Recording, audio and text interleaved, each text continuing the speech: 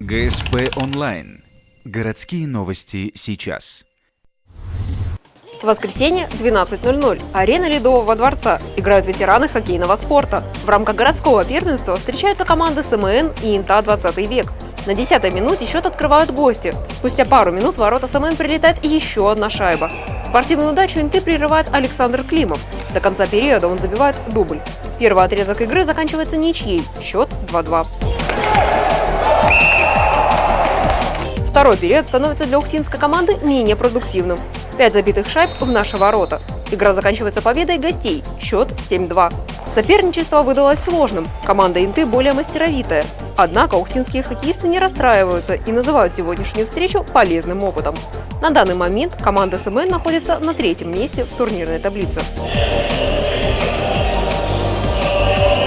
Городское первенство по хоккею продолжается. 15 февраля в любительской лиге сыграют стройпроект «Вуктыл», СМН «Ярикский Шахтер» и «Вуктыл УАВР».